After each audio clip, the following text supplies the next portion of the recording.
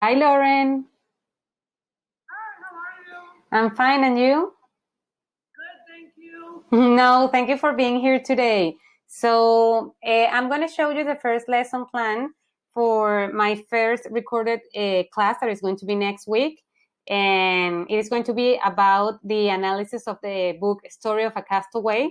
Students were supposed to read chapters 1, 2, and 3. And the objective is that they can interpret the actions of this main character in the first 3 chapters of the book and also predict the following events with a critical opinion. So the standard that we are addressing in this lesson is to interpret and produce messages where verbal and nonverbal languages are used according to situations where they are needed. So first, I'm going to talk to you a little bit about the differentiation part because it's the first thing that I have here in the lesson plan. For the students that I have that are below reading level or learning support students, I've been teaching them in our class some strategies to make reading more fun and easy for them, like to identify the keywords and to understand which things are important in each chapter just by reading the titles of each chapter so they can have like the main idea. These are some tricks for them to understand the chapters. Also, they have graphic organizers available. So in our classes, they have been taking notes and yes, writing down the important stuff, guiding questions so they can know which things they need to identify. Like in this lesson, the important ones are who is the main character, what is he doing, what are his emotions, to predict what is going to happen. Also, they will use tools as dictionaries, Grammarly, and apps that read the text in case they don't want to read and they prefer to just listen to the reading. For the rest of the students, I will assign for open questions in the main activity, and they will choose 2 of them. So they also have a differentiation strategy. They don't need to work on the whole 4 questions, so they can choose the 2 that they like the most. And again, in this part, the first question is related to the content, and then the second one is related to their emotions or what they have done in the situation the main character is. So this is how I can see their critical thinking and if they actually understood the book.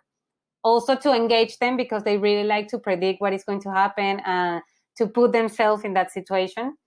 And well, of course, I'm going to follow the IEPs or accommodation plans that these students have, like extended time or meet with them during my office hours in case they have further questions. This is going to be a formative assessment. The big ideas in this lesson is, yes, to give a coherent and critical opinion about each chapter, identify message, and analyze main character. The 21st century skills that they're going to work in this lesson: critical thinking, collaboration. They're going to collaborate a lot in breakout rooms with their peers, and of course, communication between the students.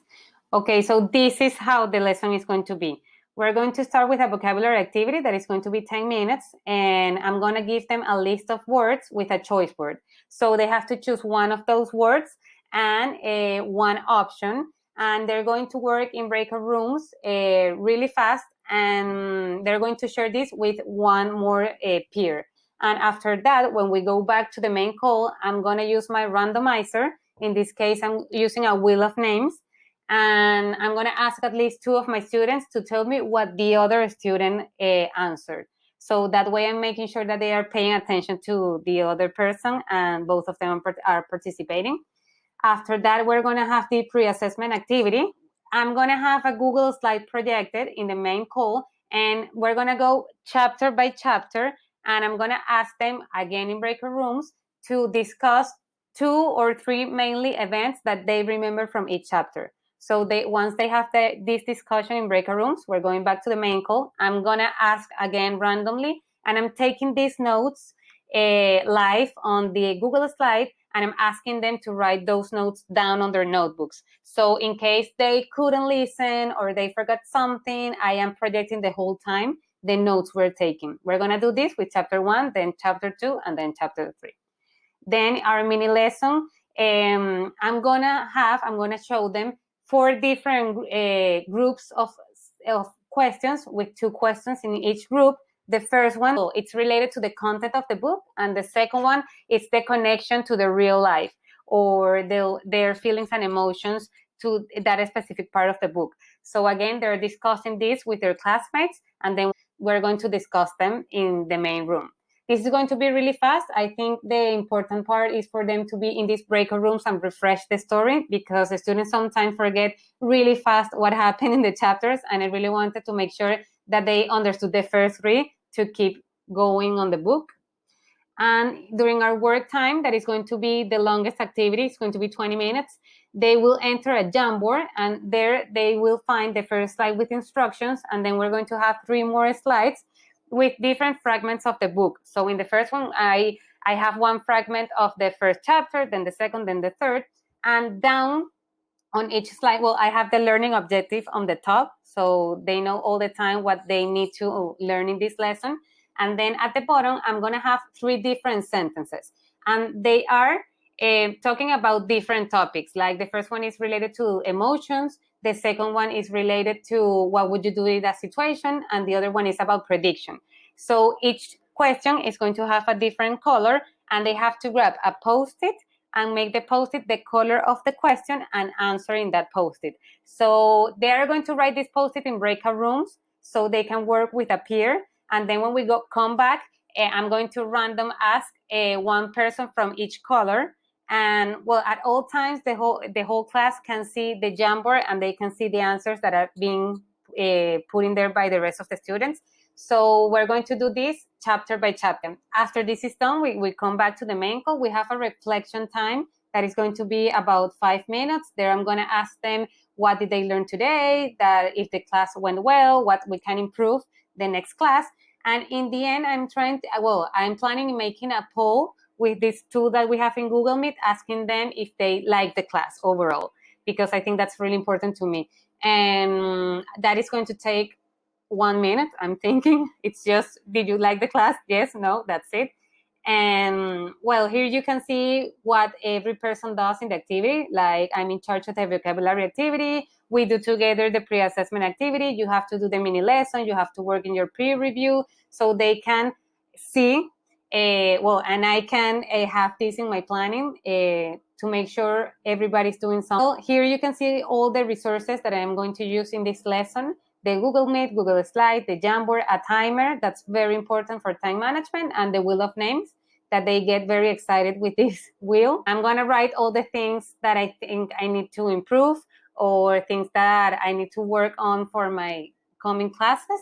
This is the last space that I have here. I've been talking to you, making this lesson plan, but this is what I'm going to present next week. Yeah, no, holy Toledo, you put a lot of thought into that. I love all the differentiation in there.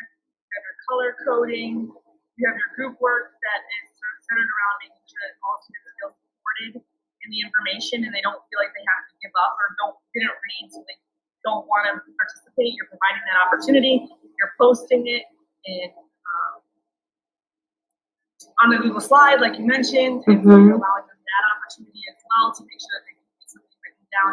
I would just like to know how you hold them accountable to that written piece. Did you make them turn it in? Did you make them show it to you? So on and so forth. But however you are amazing accountability piece, the deals, and having to write down or say out loud their partner's responses or their own responses. I'm obsessed with that. When I was listening to your Jamboard activity, it's all about typing, and I'm actually really wondering how your low babies did. Okay. And if your high babies were able to put down the thought that they're capable of. I'm wondering if adding an auditory piece to that and letting them speak their thoughts, and then have like their partners summarize their thoughts or something along those lines would have supported the low babies, especially that don't want to type. Okay. Right? Or our ELL learners, like where's that audible part so that they could contribute to that portion of the plan. But this is amazing. I'm super, super stoked about it, and I can't wait to hear about the feedback they give you in that poll. Thank you very much for your feedback. I'm gonna take those considerations into account when planning my next lessons. And well, I'm looking forward to seeing you in that class and to have your feedback after the class.